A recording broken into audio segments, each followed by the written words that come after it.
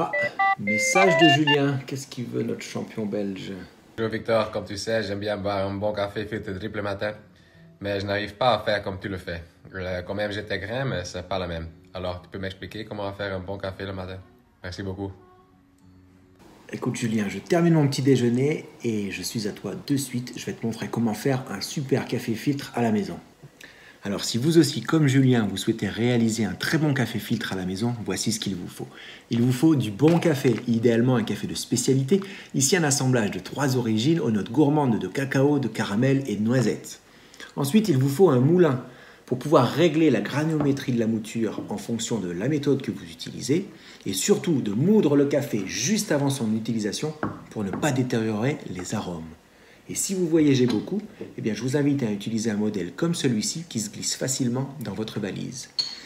La méthode que nous allons utiliser est la méthode V60, qui est une méthode que j'apprécie tout particulièrement car elle permet d'obtenir un café filtre, donc léger, mais d'une grande puissance aromatique et surtout beaucoup de finesse.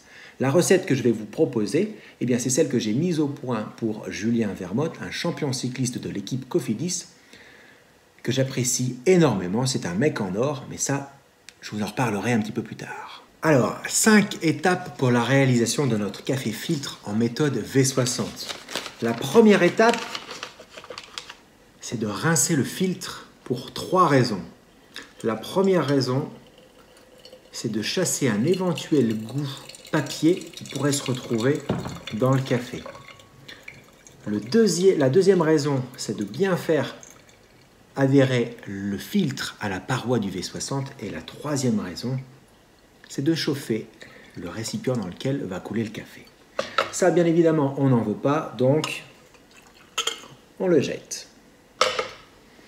La deuxième étape, c'est de verser notre café fraîchement moulu, ici 30 g de mon mélange authentique aux notes gourmandes. Ça sent tellement bon. Je répartis de manière uniforme. Je mets en route la balance. Alors j'ai une balance spécifique qui me donne à la fois le poids de café et le timing. Si vous n'avez pas cette balance, vous utilisez la balance que vous avez l'habitude d'utiliser pour la pâtisserie chez vous.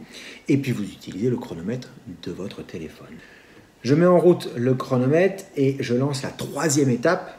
C'est ce qu'on appelle la pré-infusion. Je verse très délicatement 50 g d'eau pour humidifier de manière uniforme la totalité de la surface. Alors attention, ça va très vite. Donc un débit fin, léger, ça vous permettra de bien maîtriser les choses. Quatrième étape, la deuxième verse. Pour la recette de Julien, j'ajoute 200 g d'eau. Je vais donc aller jusqu'à 250 g sur ma balance puisque j'ai déjà servi 50 g lors de la pré-infusion.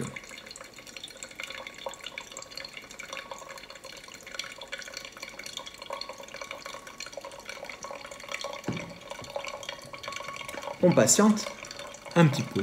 Le temps de vous parler de ce que j'apprécie particulièrement avec le café.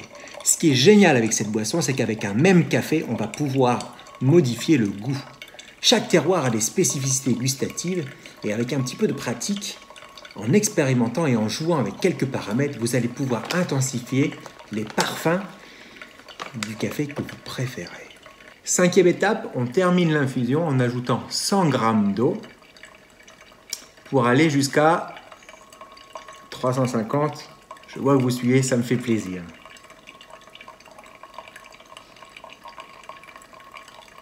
Je verse en spirale, ça c'est mon habitude, mais ce qui est important c'est de répartir l'eau de manière très uniforme et puis surtout pas trop parce que c'est pas du thé à la menthe les amis, sinon vous allez faire des trous dans la surface du café.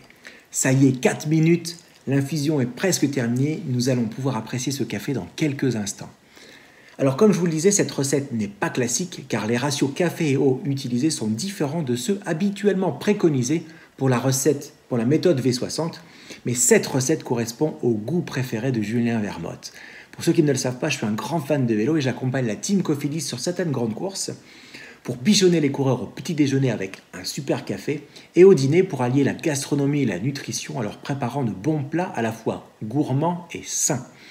Julien, un grand merci pour ta vidéo. Je suis très heureux de partager avec toi quelques astuces pour réaliser un très bon café à la maison. Je te laisse expérimenter un petit peu tout ça. Quant à vous, eh bien, je vais vous envoyer en commentaire à la fois la recette de Julien et la recette classique préconisée. Comme ça, vous allez pouvoir les comparer, vous amuser et pourquoi pas découvrir votre café un peu autrement. Vous allez voir, ça vaut le coup. Je vous dis à très vite, portez-vous bien et surtout, amusez-vous. Ciao!